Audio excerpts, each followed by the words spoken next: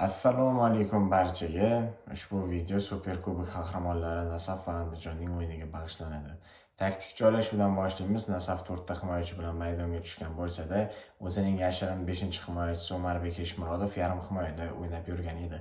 U qachon o'zining haqiqiy joyiga qaytadi, qachonki Sharof Muhiddinov hujumni qo'llab-quvvatlash uchun qanot bo'ylab oldinga chiqqanida va Alibek Davronov markazdan qanotga siljiganida va natijada joy o'rtada bo'shab qolganida Umarbek Eshmurodov shundoqqina tushib olishi orqali o'z pozitsiyasini, ya'ni asl himoyadagi joyini to'ldirar edi. Yarim himoyadagi Akmal Mazgoy bilasizlar, hujumni qo'llab-quvvatlaydi, uzun paslar bilan Dragan Cheran tepada mayda pas o'ynaydi. Norchayev raqibga yaxshi pressing qilib beradigan, tez yuguradigan futbolchi. Oybek Bozorov bo'lsa markazlashadi, chunki Sharof Muhiddinov ichkariga kiradi. Shuni o'zida Dragan Cheran, Norchayev, Oybek Bozorov raqib maydonida 3 ta futbolchi paydo bo'ladi. Cholovich bo'lsa ko'proq bo'sh nuqtani qidirib topib yuradi. Bo'sh nuqtaga, ya'ni unga to'p uzatilganda ichkariga yaxshi pas tashlab beradi. Andijon to'g'risida gapirilganda, Andijonning taktik joylashuvida ham 4 ta himoyachini biz ko'rishimiz mumkin edi. Yarim himoyada Oltin Kriziu bor. Oltin Kriziu o'z himoyachilaridan to'pni olib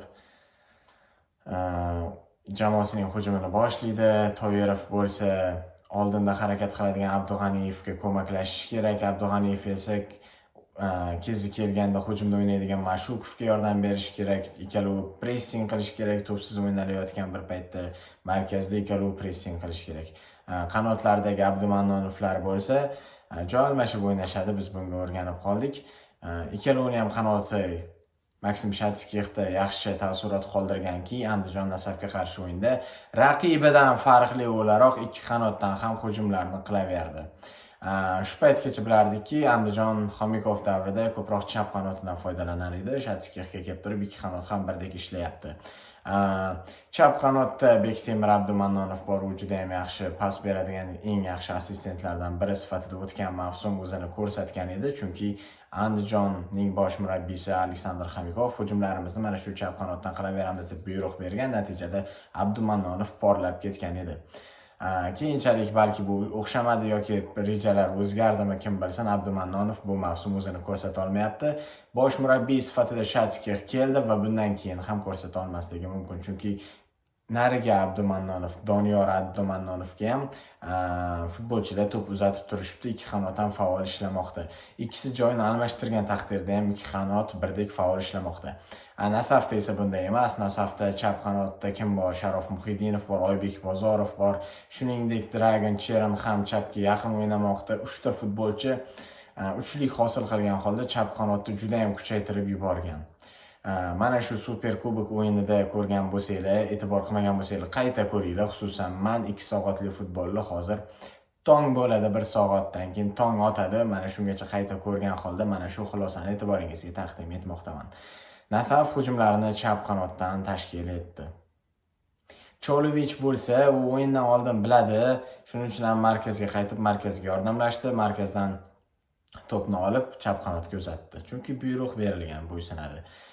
O'ng qanot himoyachisi o'rnida Shuhrat Muhammadiyevni asosiy tarkibda o'yinni boshlashidan ham anglab olishingiz mumkin edi.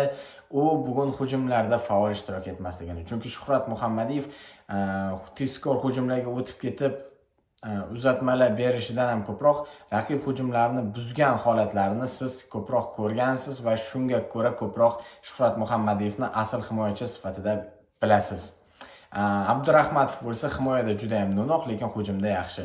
Tez o'tib ketadi, zo'r paslar beradi. Abdurahmatovni ko'rmayapsizmi? Demak, taktika boshqacha. Demak, urg'u chap qanotga beriladi. Nasaf o'ng qanotini himoyada ushadi, chunki chap qanot hujumga chiqmoqda. Chap qanot hujumga chiqsa, tabiiyki chap taraf bo'shab qoladi va futbolchilar chaproqqa siljiydi. Natijada Shuhrat Muhammadiyev ham markazlashib qoladi. O'zi aslida Shuhrat Muhammadiyev universal himoyachi. Nasaf nima uchun saqlab qoldi bu mavsum? O'tgan mavsum yarim o'yinlarini o'ynagan bo'lsa, yarmisida zaxirada o'tirgan u futbolchi Shuhrat Muhammadiyev. Bu mavsum olib qoldi, universalligi uchun olib qoldi. U markaziy himoyada ham yaxshi o'ynayveradi, o'ng qanotda o'zini asl joyida ham yaxshi o'ynayveradi. Xullas, chap qanotdan bitta futbolchi tepaga chiqib, orada kemtiklik paydo bo'lganda, himoyachilar chaproq siljishadi. Natijada Shuhrat Muhammadiyev tepaga ketib qolmaganning hisobiga boyagi bo'shliq yopilib ketadi. Agar Shuhrat Muhammadiyev ham ketib qolsa, orada baribir ochiqlik qolib ketgan bo'lar edi. Qolaversa, Andijon jamoasi pozitsion futbolni shakllantirayotgan ekan Maksim Shatskix bilan birgalikda. Nasafga qarshi o'yinda bu 2-3 marta adashmasam videoda ko'rdim, 2-3 marta pant berib qo'ydi. Hali shunchaki vaqt kerak Maksim Shatskixga. Biroz vaqt o'tgandan keyin sizlar bemalol bilib olishingiz mumkin bo'ladi. Maksim Shatskix jamoasini pozitsion futbolga ixtisoslashtirib qo'yadi. Shundan keyin Andijonga qarshi bemalol pozitsion futbolga qarshi tayyorgarlik ko'rib kelinsa bo'ladi. Balkim shuni erta fahmlagandir Ro'ziqul Berdiyev pozitsion hujumni maydon markazidayoq chopib tashlash uchun Umarbek Eshmurodovni markazga qo'ygan bo'lishi mumkin.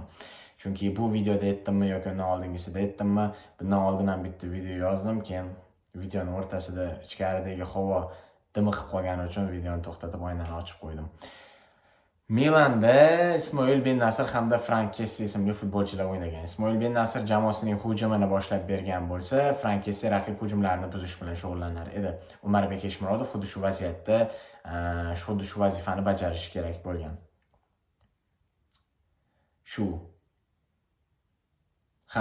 Yana bitta gap, o'yin davomida o'z-o'zidan bitta nima bo'ladi, voqea bo'ladi. O'ng qanot himoyachisi bor.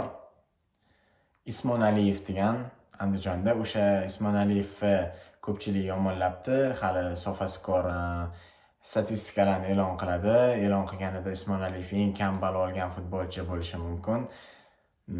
Chunki Nasaf yuqorida aytganimdek, endi siz yaxshi tushunasiz, o'zini hujumlarini chap qanotdan qildi va buning kasriga Ismon Aliyev qolib ketdi. U bechora nima qilsin? Shunaqa paytlar Yevropa futbolida ham bo'ladi. Mabodo qaysiki klubni asosiy rejasi birorta qanotga urg'u berish bo'lsa, o'sha raqibning o'sha qanotdagi sho'rlik bolasini holiga maymunlar yig'laydi. Xuddi shu narsa Manchester Cityda debyut qilgan va kecha 27-may kuni o'zining nikoh to'yini o'tkazgan Abduqodir Husanovni Chelsiga qarshi o'yinida ham ro'y bergan edi. Chelsea raqibni erta kutib olish, raqib himoyasiga pressing qilish, markazda zich o'ynash, xuddi OKMKga o'xshab. Mana shu taktikada o'ynashni ko'zlab, maqsad qilib Cityga qarshi harakat qilgan edi. Nafaqat Abduqodir Husanov, Cityning markaziy himoyasi-yu yarim himoyasi birinchi taymning yarmigacha o'ziga kela olmagan, tushunmay qolgan. Keyin Phil Foden hujumdan markazga qaytib tushgandan keyin, bular markazda ko'pchiliklashgandan keyin sal bu narsani sovutgan edi. O'shanda Abduqodir Husanov balki debyuti bo'lgani uchun mana shunaqa taktikada maydonga tushgan bo'lishi mumkin. Chelsea futbolchilari yoki shunchaki mana shu taktikani ko'zlab maydonga tushgan, kasriga Abduqodir Husanov qolib ketgan edi. Bugun Nasafni chap qanotga zo'r berishi Ismon Aliyevni boshiga baloni yog'dirdi. Natijada penalti ham qilib qo'ydi, o'zingizlar ko'rdinglar. O'sha penalti bo'yicha fikr bildiradigan bo'lsam, ertaroq fikrimni aytib qo'yay, chunki videoni oxirigacha ko'pchilik ko'rmasligi mumkin. O'sha joyda penalti bermasa ham bo'lar edi, to'g'risi. Chunki Havodagi futbolchi Sherzod Nasrullayevni tayanch oyog'iga tepmayapti-da. Bunda orqadagi ikkinchi oyog'iga tepyapti, baribir tayanch oyog'i bilan u yerga o'zini holatida tushmoqda. Ya'ni tepsa ham, tepmasa ham baribir tayanch oyog'iga teganilmayaptimi? Tayanch oyog'i bilan tushib, Kopto agar o'sha yerda oldida bo'lganda Sherzod Nasrullayev yiqilmas edi, yugurib ketardi Kopto mana dedi. Koptoni ketdimi, Sherzod Nasrullayev ham yotib oldi-da, lekin o'sha videoni takrordan ko'rsanglar, o'ng oyog'i bo'lmish tayanch oyog'ida eson-omon tushib olgan. Keyin miyasiga yiqilishim kerak degan fikr kelib tashlab bergan. O'sha yerda kerak emas edi penalti berish. Timboli hakam kurashlarga qo'yib beryotdi. Bunaqa paytda ham qo'yib berdi, VAR chaqirib oldi.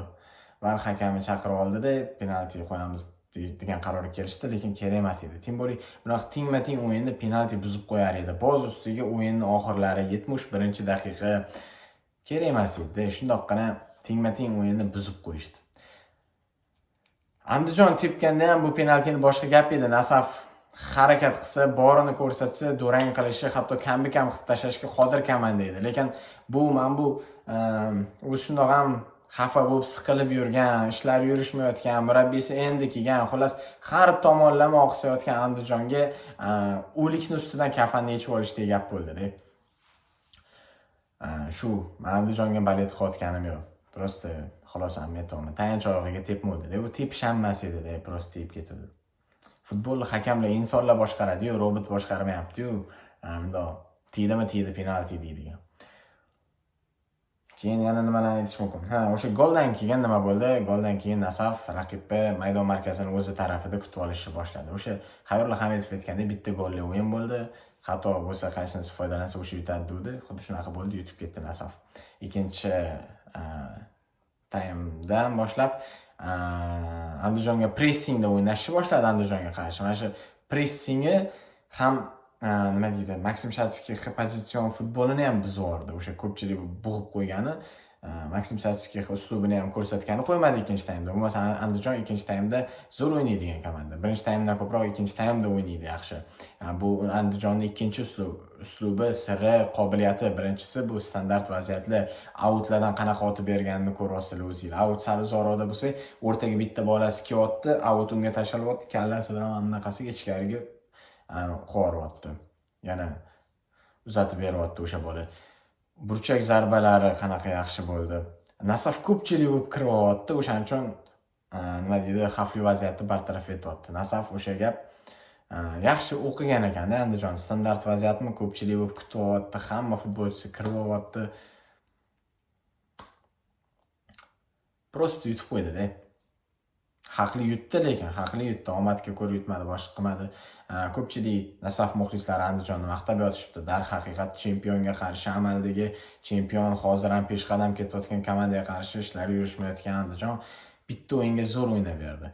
Hali mana shunaqa o'ynaydigan bo'lsa, boshqa komandalarni точно qiynab tashlaydi bu Andijon. To'g'ri, yuta olmasligi mumkin, durangni eplasa bo'ladi, chunki Nasafga qarshi o'yinda yutadigan ish qilmadi Andijon. Shu menimcha shu fikrlar. Xayr, sog' va salomat bo'linglar.